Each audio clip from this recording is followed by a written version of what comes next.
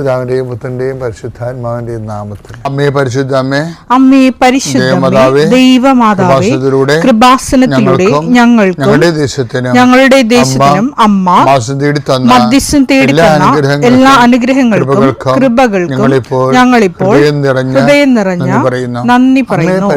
അമ്മേ പരിശുദ്ധമ്മേ, ദൈവമാതാവേ, 2004 ഡിസംബർ 7 ഉച്ചകഴിഞ്ഞ് 2:30 കൃപാസനത്തിൽ സംഭവിച്ച അമ്മയുടെ പ്രത്യക്ഷപ്പെടലിനെക്കുറിച്ച് തിരുസഭയ്ക്ക് സമർപ്പിച്ചിരിക്കുന്ന പഠനരേഖകളുടെ മേൽ സഭാത്മകമായ പഠനം ആരംഭിക്കുവാൻ ഞങ്ങൾ പ്രാർത്ഥിക്കുന്നു. അമ്മേ പരിശുദ്ധമേ, ഭൂസ്വർലോകങ്ങളുടെ രാജ്ഞിയായ അങ്ങേയ്ക്ക് ഭൗമസംരക്ഷണത്തിനായി പ്രപഞ്ചപ്രകൃതിയെ തന്നെ തിരുസഭ പ്രതിഷ്ഠിക്കുവാൻ ഈ പ്രത്യക്ഷീകരണം വഴി ഇടയാക്കണമേ. പരിശുദ്ധമേ, ജപമാല മാതാവേ, സകല കൃപാസനം പ്രാർത്ഥനയോടും ചേർത്ത് ഞങ്ങളിപ്പോൾ പ്രാർത്ഥിക്കുന്ന ഈ കുടുംബത്തിന്റെ പ്രത്യേക നിയോഗം പറ മക്കളെ.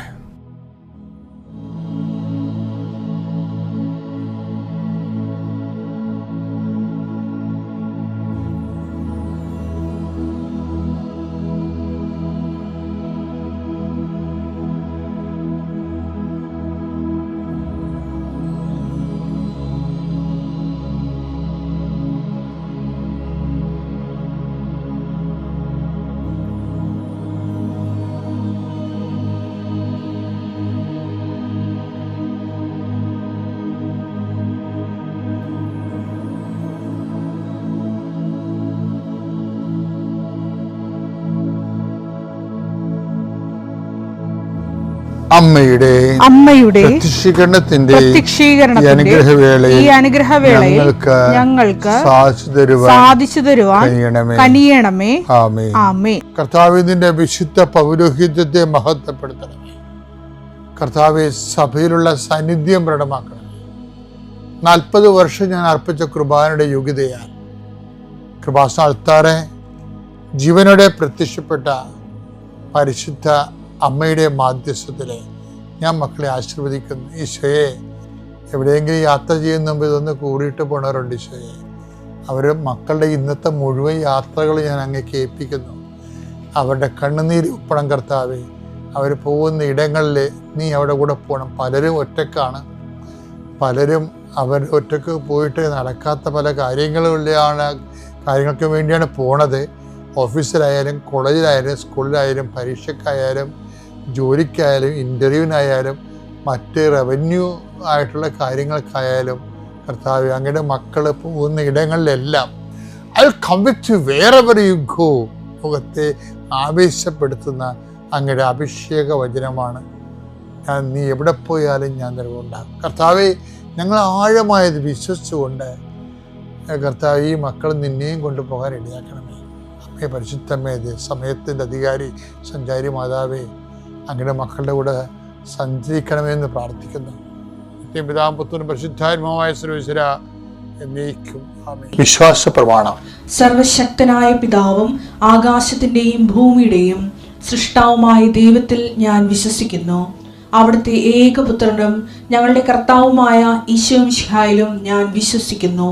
ഈ പുത്രൻ പരിശുദ്ധാത്മാവിനാൽ ഗർഭസ്ഥനായി കന്യകാമറിയത്തിൽ നിന്ന് പിറന്ന് പൊന്തിയോസ് പീലാത്തോസിന്റെ കാലത്ത് പീഡകൾ സഹിച്ച് കുരിശിൽ തറയ്ക്കപ്പെട്ട് മരിച്ച് അടക്കപ്പെട്ട് പാതാളങ്ങളിൽ ഇറങ്ങി മരിച്ചവരുടെ ഇടയിൽ നിന്ന് 3-ാം നാൾ ഉയർത്ത് സ്വർഗത്തിലേക്ക് എഴുന്നള്ളി സർവശക്തിയുള്ള പിതാവായ ദൈവത്തിന്റെ വലതുഭാഗത്തിരിക്കുന്നു.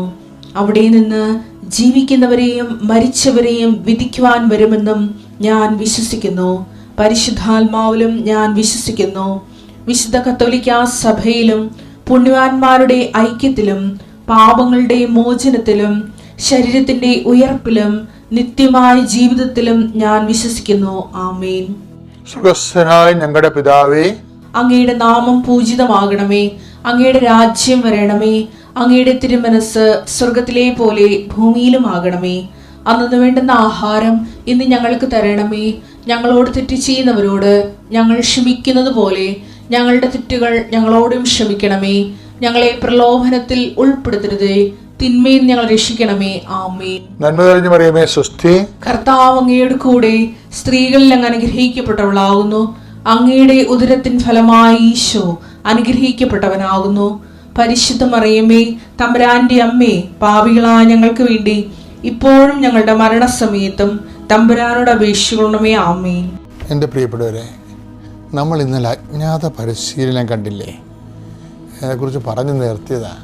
നമുക്ക് എല്ലാവർക്കും ഈ അജ്ഞാത പരിശീലനം കീഴിലുള്ളവരാണ്.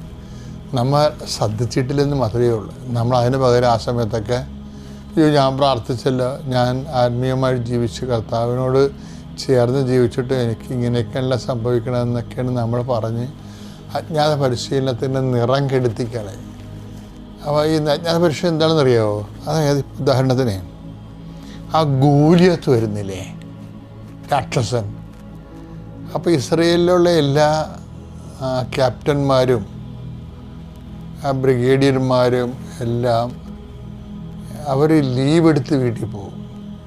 വീട്ടിൽ പോയവരാണെങ്കിൽ ഭാര്യമാരെ വിടത്തുമില്ല. കാര്യം ഗോലിയാത്ത് പേര് കേട്ട രാക്ഷസനാണ്. അതുകൊണ്ട് ലീവിന് വീട്ടിൽ പോയാൽ ആരും തിരിച്ചു വന്നില്ല. സാവൂൾ രാജാവ് കെട്ടിലായി. ഇസ്രയേൽ ഭയങ്കര നാണക്കേടായി. അത് കേട്ടപ്പോഴാണ് ഗോലിയത്താണെങ്കിൽ അതിർത്തി കിടന്ന് ഭയങ്കര വെല്ലുവിളി. അപ്പോൾ ദാവീദ് അവിടെ അപ്പം കൊടുക്കാൻ വേണ്ടി വന്ന ആളാണെന്ന് നിങ്ങൾക്കറിയാം. വീട്ടിൽ നിന്ന് പറഞ്ഞു വിട്ടിട്ട് ചേട്ടന്മാർക്ക് അപ്പം കൊടുക്കാൻ വേണ്ടി വന്ന ആളാണ്. അപ്പോൾ ഇവനിങ്ങനെ ഇസ്രയേലിൻ്റെ ദൈവത്തെ വെല്ലുവിളിച്ചിട്ട് ദാവീദിന് ചുരുക്കി പിടിച്ച്. അപ്പോൾ ദാവീദ് എടുത്ത് നോക്കുമ്പോൾ, നീ ചത്ത പട്ടി, എൻ്റെ കർത്താവിനെ ഫലസിക്കാൻ ഇവൻ ആരാണെന്ന് ചോദിച്ചു. അങ്ങനെ ചേട്ടന്മാരറിയാതെ ഈ ദൈവസ്നേഹത്തിൽ കാളി ഇവൻ ദാവീദിൻ്റെ ഇത് പറയും, ഗോലിയാത്തിനെ കൊല്ലാൻ ഞാൻ പോകാമെന്ന് പറയും. അപ്പോൾ സാവൂൾ നോക്കുമ്പോൾ ഇവനൊരു പയ്യൻ, ഇടയ പയ്യനാണ്. വെറുതെ ഇവനൊക്കെ പറഞ്ഞു വിട്ട അയാൾക്ക് ഈ അവൻ ഞൊട്ടിക്കളയാണ്. അതുകൊണ്ടാണ് സാവൂൾ മുടക്കാൻ വേണ്ടി, നിനക്ക് പരിശീലനം വല്ലതും കിട്ടിയ ആളാണ്, നിനക്ക് യുദ്ധം ചെയ്യാൻ വേണ്ടി പരിശീലനം വല്ലതും കിട്ടിയോ? അപ്പം കിട്ടിയില്ലെന്ന് പറയുകയാണെങ്കിൽ വീട്ടിൽ പോടാന്ന് പറയാൻ പറ്റും. അങ്ങനെ അവന് മടക്കാൻ പറ്റും. അവന് ഒഫൻഡ് ചെയ്യാതെ മടക്കാൻ വേണ്ടി സാവൂൾ ചോദിക്കുക, നിനക്ക് യുദ്ധം ചെയ്ത് പരിശീലനമൊന്നും കിട്ടിയിട്ടില്ലല്ലോ എന്ന് പറയും. അപ്പം ദാവീദ് അപ്പോൾ പറയും, എനിക്ക് പരിശീലനമൊന്നും കിട്ടിയിട്ടില്ലെങ്കിൽ ഞാനൊരു സിംഹത്തെ കൊന്നിട്ടുണ്ടെന്ന് പറയും. അവിടുത്തെ ആരും, സാവൂൾ പോലും ഒരു സിംഹക്കുഞ്ഞിനെ പോലും കൊന്നിട്ടില്ല. അപ്പോൾ ഇവൻ ഇങ്ങനെ പറഞ്ഞപ്പോൾ സാവൂളിന് കോൺഫിഡൻസ് ആവും. പക്ഷെ എന്താണ് സംഭവിക്കണത്? ഇവനെ ദൈവം ഗോലിയാത്തിനെ ഫേസ് ചെയ്യാൻ വേണ്ടി അജ്ഞാതമായ പരിശീലനം നൽകിക്കൊണ്ടിരിക്കുകയാണ്. നമ്മുടെ ചില ഭയങ്കര തന്ത്രപ്രധാനമായ പരിശീലനം വനങ്ങളുടെ ഉള്ളിൽ നടത്തത്തില്ലേ ചില കൂട്ടം ആൾക്കാർ, അതുപോലെ ദൈവം ഇവനെ ജനങ്ങളിൽ നിന്ന് മാറ്റി നിർത്തിയിട്ട് വനാന്തര ഭാഗങ്ങളിലൊരു പരിശീലനം നടത്തുകയാണ്. ഇവൻ്റെ ആടിനെ പിടിക്കാൻ ചിലപ്പോൾ കരടി വരും, ചിലപ്പോൾ സിംഹം വരും. അതുമായിട്ട് ഇവൻ മൽപ്പിടുത്തത്തിലാകും. അവസാനം ദാവീദിന് ജയിക്കണ രീതി കോൺഫിഡൻസ് ആകും. അപ്പം അതുപോലെ അതാണ് എൻ്റെ വിഷയം.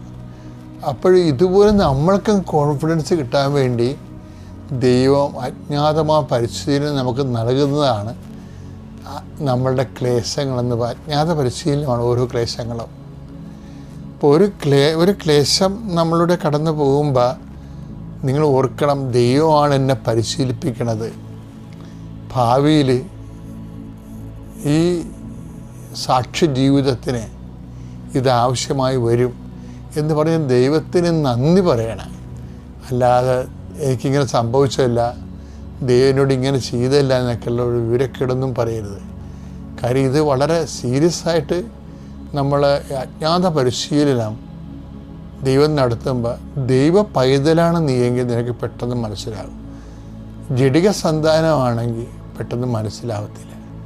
അവരങ്ങനെ മുങ്ങിക്കൊണ്ട് പ്രാർത്ഥന കുറച്ച്, പള്ളിപ്പോക്ക് കുറച്ച്, ഇത്രയും പ്രാർത്ഥിച്ചിട്ട് പ്രാർത്ഥിക്കുന്നതോറും ക്ലേശങ്ങളാണല്ലോ എന്നൊക്കെ പറഞ്ഞൊരു വീട്ടിൽ ചുമ്മാ ഇങ്ങനെ അളിഞ്ഞ വർത്തമാനവും പറഞ്ഞ് ഇങ്ങനെ പിച്ചും പേയും പറഞ്ഞ് വീട്ടിലിരിക്കും. അതിൻ്റെ അർത്ഥം നീ ഈ ഒരു സാധനം കൊണ്ട് ചിലപ്പോൾ നീ ദൈവത്തിൽ നിന്ന് അകന്നു പോയെന്നും വരാം. ചിലപ്പോൾ ദൈവം നിന്നെ ഇത്രയും നാളുള്ള ജോലിയിൽ നിന്നെക്കൊണ്ടൊരു പ്രയോജനമില്ലെന്ന് കണ്ടിട്ട് ചിലപ്പോൾ ദൈവസന്നിധിയിൽ നിന്നെ തള്ളിക്കളയണമെന്നുമാകുക. പരിശുദ്ധാത്മാവ് ഉണ്ടെങ്കിൽ നമുക്കറിയാൻ പറ്റും എന്താണ് സംഭവിക്കണമെന്നുള്ളത്.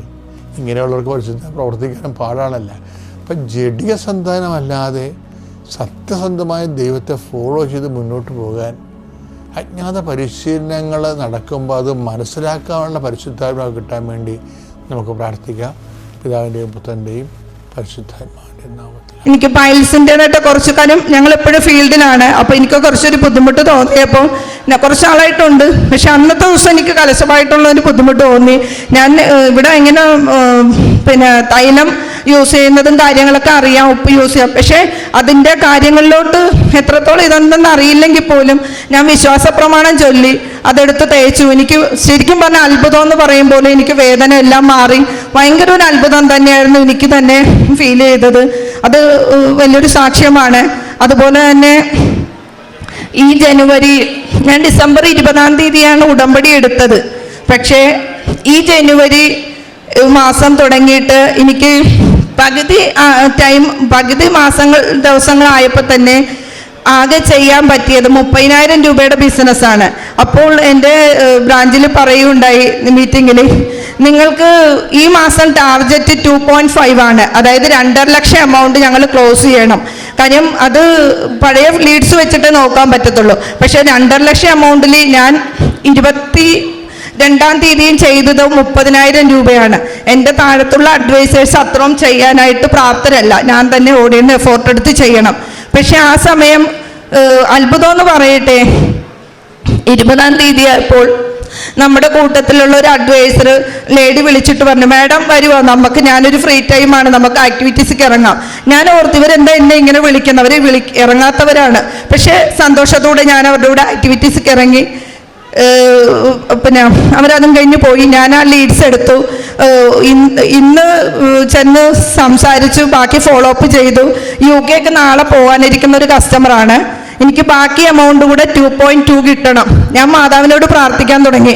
മാതാവേ, ഞാൻ നിന്റെ ഉടമ്പടി എടുത്തിട്ടുണ്ടെങ്കിൽ എനിക്കൊരു വിശ്വാസമുണ്ട്. ഈ ഉടമ്പടി എടുത്തത് കൊണ്ട് നീ ഞാൻ പറയുന്ന എൻ്റേതായിട്ടുള്ള കാര്യങ്ങൾ നടത്തി തരുമെന്നുള്ളൊരു വിശ്വാസം എനിക്കുണ്ട്.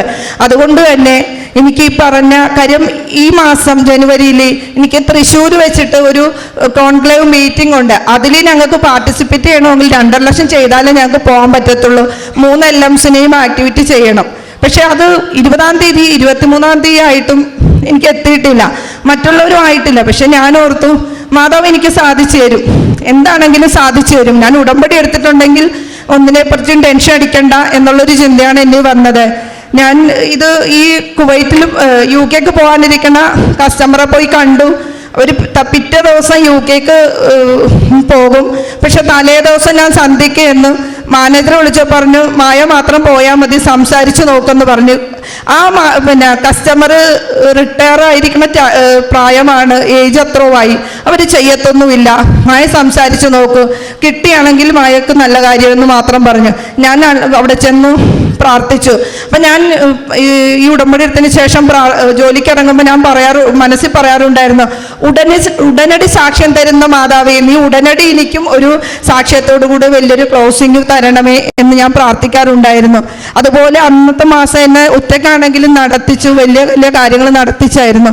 പക്ഷേ ഈ പറഞ്ഞ കസ്റ്റമറുടെ അടുത്ത് നിന്ന് സംസാരിച്ചപ്പോൾ പുള്ളിക്ക് യാതൊരു തരത്തിലും ഇത് ചെയ്യാനായിട്ട് ഫണ്ടുണ്ടെങ്കിലും റിട്ടയർ ആയ ടൈമല്ലേ, ഇത്ര എമൗണ്ട് ഒന്നും ഞങ്ങൾക്ക് പറ്റത്തില്ല എന്ന് പറഞ്ഞു. ഞാൻ പറഞ്ഞു, ഓക്കെ സാർ, ഒന്നുമില്ലെങ്കിൽ ഒരു 1 ലാക്കെങ്കിലും ചെയ്യണം, എൻ്റെ ജോലിയുടെ ഒരു കാര്യമാണ് എന്നുള്ള രീതിയിൽ ഞാൻ ഒത്തിരി സംസാരിച്ചു വന്നപ്പോഴത്തേക്കും സാർ പറഞ്ഞു, നോക്കാം മോളെ, നാളെ രാവിലെ ഞാൻ നിങ്ങളുടെ ബ്രാഞ്ചിലോട്ട് വന്നിട്ട് 1 ലാക്ക് തരാം, 1 ലക്ഷം രൂപ ഡീറ്റെയിൽസ് എന്തൊക്കെ വേണ്ട എന്ന് പറഞ്ഞിട്ട് രാവിലെ വന്ന് 1 ലാക്ക് എമൗണ്ട് ക്ലോസ് ചെയ്യാൻ ഇടവന്നു. എനിക്ക് ശരിക്കും അതൊരു വലിയ അത്ഭുതമായിട്ട് തോന്നി. എന്നാലും എനിക്ക് 2.2 കൂടെ വേണം. അങ്ങനെ ഇരിക്കുന്ന സമയത്താണ് അന്നത്തെ വൈകുന്നേരം മീറ്റിംഗ്. കാര്യം ബാക്കി 23 ആയി, കുറച്ച് ദിവസങ്ങളേ ഉള്ളൂ. ബാക്കിയുള്ള ടൈമിലാണെങ്കിലും എനിക്ക് ബ്രാഞ്ച് മാനേജർ മീറ്റിങ്ങിൽ നമ്മളോട് പറയുകയുണ്ടായി, നിങ്ങൾക്ക് ഇനി സമയമില്ല കേട്ടോ, ഇത്രയും കൂടെ ടാർഗറ്റ് കറക്റ്റ് ചെയ്യണം എന്ന് പറഞ്ഞു. ആ സമയത്തേക്ക് ഞാൻ പറഞ്ഞു, സാർ എത്രയാണ് നിങ്ങൾക്ക് വേണ്ടത്, ടാർഗറ്റ് എത്രയാണ്? ഞാൻ പറഞ്ഞു 5000. അപ്പോൾ 5000 പറ്റത്തില്ല, കാര്യം 5000 ആണെങ്കിൽ നിങ്ങൾ പിന്നെ ഇല്ലെന്ന് എഴുതിയാൽ നല്ലതെന്ന് പറഞ്ഞു. പക്ഷേ എൻ്റെ ഉള്ളിൽ ഇരുന്ന് ആരോ പറയുന്നുണ്ടായിരുന്നു 2.5. ഞാൻ അത് സാറിനോട് പറയാൻ പോയില്ല. ഞാൻ ഓർത്ത് എന്താണ് ഇങ്ങനെ സംസാരിക്കുന്നത്, 2.5 എന്ന് പറയുന്നല്ലോ 2.5 എന്ന് പറയുന്നല്ലോ എന്ന് ഞാൻ മനസ്സ് വിചാരിച്ചു.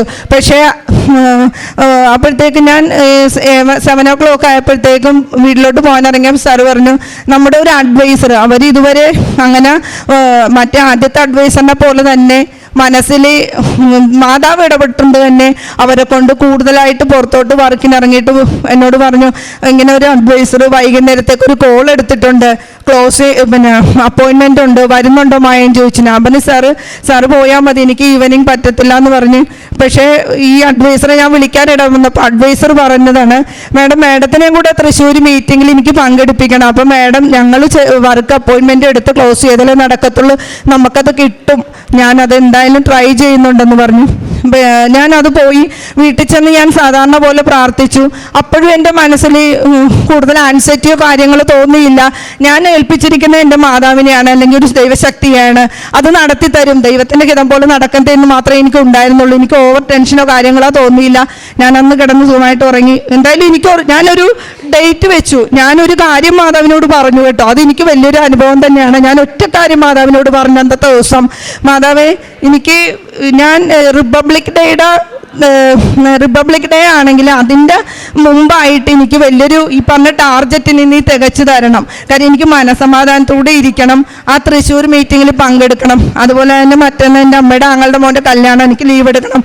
ആ സമയത്തേക്ക് എനിക്ക് മനസമാധാനത്തോടെ ഇരിക്കണം, ആ ഡേറ്റ് വെച്ച് എനിക്ക് ക്ലോസ് ചെയ്ത് തരണം കേട്ടോ മാതാവെന്ന് മാത്രം ഞാൻ പ്രാർത്ഥിച്ചു. പക്ഷേ പിന്നെ ഇതിനുള്ളിൽ വരുന്നൊരു കാര്യമുണ്ട്, ഞാൻ ഉടമ്പടി എടുത്ത ദിവസം മുതൽ ഇന്ന് വരെ ഞാൻ എന്താണോ മനസ്സിൽ നിന്ന് ഓരോ ദിവസവും എനിക്ക് ഫീലിങ്സ് ഉണ്ടാവുന്നത്, അതേപോലെയുള്ള കാര്യങ്ങളാണ് ജോസഫ് അച്ഛൻ ഓൺലൈൻ മീറ്റിങ്ങിൽ പറയുന്നത്. അപ്പോൾ അത് എനിക്ക് കേൾക്കുമ്പോൾ ഭയങ്കര ഒരു അതിശയം തോന്നാറുണ്ട്. കാര്യം ഈ ഡേറ്റ് ഇട്ട് പ്രാർത്ഥിക്കണമെന്ന് ഞാൻ പ്രാർത്ഥിച്ച ദിവസം പോലും പിന്നെ ഞാൻ പ്രാർത്ഥിച്ചു. അന്നത്തെ ദിവസം രാവിലെ ഞാൻ ഓൺലൈൻ മീറ്റിങ്ങിൽ കണ്ടിരിക്കുകയാണ്. ഓൺലൈൻ മീറ്റിങ്ങിൽ കണ്ടിരിക്കുമ്പോഴത്തേക്കും അഡ്വൈസർ വിളിച്ചിട്ട് പറഞ്ഞു, പിന്നെ മാഡം നമുക്ക് ആ 2.5 കിട്ടി കേട്ടോ എന്ന് പറഞ്ഞു. എനിക്ക് ഭയങ്കര അതിശയം തോന്നി. 2.5 കിട്ടാൻ ഒരു ചാൻസും ഇല്ല, കാര്യം അവർക്ക് റിട്ടയർമെൻറ്റ് ഫണ്ടാണ്, അത് ചിലപ്പം ജസ്റ്റ് ജാനുവരിയിലായാലും കിട്ടാം. പക്ഷേ ഇത് ആ ടൈമിൽ ദൈവം ഷോർട്ട് ടൈമിനുള്ളിൽ നമുക്ക് കറക്റ്റാക്കി തന്നല്ലോ. ഞാൻ പറഞ്ഞ ഡേറ്റിനുള്ളിൽ മാതാവ് എനിക്കത് കറക്റ്റ് ചെയ്ത് തന്നല്ലോ എന്നുള്ളൊരു എനിക്ക് തന്നെ അത്ഭുതം തോന്നിപ്പോയി ആ എമൗണ്ട്. അപ്പം ഞാൻ വിചാരിച്ച 2.5-നും 3 lakhs-നും 4 lakhs-ൻ്റെ അടുത്ത് എനിക്ക് എമൗണ്ട് ക്ലോസ് ചെയ്യാനായിട്ടും വളരെ സമാധാനത്തിൽ നിൽക്കാൻ മാതാവിൻ്റെ ഒറ്റ ഒരു ഷോർട്ട് ടൈമിലുള്ള ഒരു അനുഗ്രഹം തന്നെയാണ്. കാര്യം എൻ്റെ മെറിറ്റ് അല്ല, അവരുടെ മനസ്സിൽ ഇടപെട്ട് അതുപോലെ ഒരു ക്ലോസിങ് തന്നത്, ഇത്ര എമൗണ്ട് ഫണ്ട് ക്ലോസ് ചെയ്യാൻ സാധിച്ചത് മാതാവിൻ്റെ മാത്രം ഇടപെടലാന്ന് എനിക്ക് വ്യക്തമായിട്ടുള്ള ഇതുണ്ട്. അപ്പോൾ അത്രയും ഒരു അഡ്വൈസർ വിളിച്ചിങ്ങോട്ട് പറഞ്ഞപ്പോൾ എനിക്ക് ഭയങ്കരമായിട്ടും അതിശയോക്തി തന്നെയാണ് തോന്നിപ്പോയത്. ആ ബ്രാഞ്ചിലെ ഒരു തൃശ്ശൂരിലോട്ട് പോകാനുള്ള കോൺക്ലേവിൽ പങ്കെടുക്കാനുള്ള ഒരു മെറിറ്റ് ആദ്യം എനിക്കാണ് വന്നത്. അപ്പോൾ അതുകൊണ്ട് തന്നെ എത്ര നന്ദി പറഞ്ഞാലും മാതാവിനോട് എനിക്ക് പിന്നെ ഒരിക്കലും അത് എങ്ങനെ അറിയിക്കണമെന്ന് എനിക്കറിയത്തില്ല. കാര്യം ഞാൻ ഇപ്പോൾ ഈ ദിവസത്തിന് മുമ്പേ തന്നെ എന്നെ ഇത്രയും അനുഗ്രഹീതമായിട്ട് നിർത്തിയതിൽ മാതാവിന് ഒത്തിരി നന്ദിയുണ്ട്. ബാക്കിയുള്ള എൻ്റെ ലൈഫിലുള്ള പിന്നെ നമ്മുടെ ജീവിതത്തിൽ ആത്മീയ കാര്യങ്ങളുണ്ട്, എന്നാൽ പോലും ഇതാണ് എനിക്കിപ്പോൾ ഏറ്റവും ലേറ്റസ്റ്റ് ആയിട്ട് പറയാനുള്ളത്. അപ്പം ഞാനൊരു കാര്യവും പറഞ്ഞു, ഇത് ഉറപ്പായിട്ടും ഇത്ര ചെക്ക് എഴുതി ഓൺലൈൻ തന്നെങ്കിൽ അതെനിക്ക് സാക്ഷ്യമായിട്ട് ഞാൻ പറഞ്ഞുകൊള്ളാമെന്ന് പറഞ്ഞ വാക്കാണ്. അതുകൊണ്ട് എനിക്കിത് പറയാൻ പറ്റത്തില്ല. കാര്യം നമ്മൾ അപ്പം ഇന്ന് പോലും അന്നത്തെ ദിവസം ക്ലോസിങ് കിട്ടിയപ്പോഴും അച്ഛൻ പറഞ്ഞ ഇതാണ്, നമ്മൾ ഡേറ്റ് ഇട്ട് പ്രാർത്ഥിക്കും, നിങ്ങൾക്ക് കാര്യങ്ങൾ സഫലമാകും നിങ്ങൾ പറയുന്ന. അപ്പം ഞാനത് ഡേറ്റ് ഇട്ട് പ്രാർത്ഥിച്ച് കിട്ടിയതിൻ്റെ അന്നാണ് അച്ഛൻ ആ വചനം പറയുന്നത്. അപ്പോൾ ഓരോ ദിവസവും ഞാൻ എന്താണോ മനസ്സിൽ കാണുന്നത് അതാണ് അച്ഛൻ്റെ വചനങ്ങളിലൂടെ ഞാൻ കേട്ടിട്ടുണ്ടിരുന്നത്. ഇപ്പം ഇവിടെ വരുന്ന സമയം പോലും ക്ലാസ്സിനിരിക്കണമെന്ന് പറഞ്ഞപ്പോഴും ഞാൻ ഇങ്ങോട്ട് പോരുമ്പോൾ ചിന്തിച്ചുകൊണ്ട് പോകുന്നതാണ്, നമ്മളാരും കൃപയോടുകൂടി നമ്മൾക്ക് എന്താണോ നെഗറ്റിവിറ്റീസ് ഉള്ളത് അല്ലെങ്കിൽ എന്താണോ കുറവുകളുള്ളത്, അപ്പോൾ ആ കാര്യങ്ങൾ നമ്മൾ കൃപയോടുകൂടി ദൈവത്തിൽ ഏൽപ്പിച്ച് കഴിഞ്ഞിട്ടുണ്ടെങ്കിൽ നമുക്ക് അതിൻ്റേതായിട്ടുള്ള മാറ്റങ്ങൾ ദൈവം തരും. അതുപോലെ തന്നെ നമ്മൾ ദൈവത്തിലോട്ട് അഭയം പ്രാപിക്കുക. നമ്മളൊരു മനുഷ്യരിലോട്ടല്ല ഷെയർ ചെയ്യേണ്ടത്, നമ്മളെല്ലാം ദൈവത്തിലോട്ട് ഷെയർ ചെയ്യുക. ഞാൻ ചെയ്യുന്ന ഒരു കാര്യമായിരുന്നു, ഞാൻ എന്തെങ്കിലും ഹസ്ബൻഡിനോട് പറയും, മകളോട് പറയും. പക്ഷേ ഹസ്ബൻഡ് പറയും, ഇത് നീ എപ്പോഴും വർക്കിൻ്റെ കാര്യം പറഞ്ഞ് ടെൻഷൻ കേട്ടിട്ട്. പക്ഷെ അതിലല്ല, നമ്മൾ ഒരിക്കലും അങ്ങനെ പറയുമ്പോൾ ഒരിക്കലും ഇത് കേട്ട് മതിയായെന്ന് പറയാൻ മതിയാവുന്നവൾ അല്ല നമ്മുടെ ദൈവമാതാവ് അല്ലെങ്കിൽ ദൈവശക്തിയായിട്ടുള്ള കർത്താവാണെങ്കിലും. അപ്പം അതുകൊണ്ട് നമുക്ക് ദൈവത്തിൽ അഭയം പ്രാപിച്ചു കഴിഞ്ഞാൽ നമുക്ക് എല്ലാത്തിലും സാറ്റിസ്ഫൈഡ് ആയിട്ടുള്ള ഒരു സമാധാന അന്തരീക്ഷം ഉണ്ടാകും. നമ്മുടെ ജീവിതത്തിലും നമ്മുടെ ചുറ്റും മിക്കവരെയും സ്നേഹിക്കുമ്പോൾ അവിടെ ദൈവം പ്രവർത്തിക്കുമെന്നാണ് ഞാൻ വിശ്വസിക്കുന്നത്. എല്ലാവർക്കും ദൈവത്തിൻ്റെ അനുഗ്രഹം ഉണ്ടാകട്ടെ. അമ്മ മാതാവിനും ഈശോയ്ക്കും കോടാനുകൂടി നന്ദി അർപ്പിക്കുന്നു. എൻ്റെ പേര് ക്രിസ്റ്റി മരിയ സെബാസ്റ്റ്യൻ. ഞങ്ങൾ പാലാരൂപത ശാന്തിഗിരി ഇടവയിൽ നിന്ന് വരുന്നു. ഇതെൻ്റെ അമ്മ മോളി സെബാസ്റ്റ്യൻ.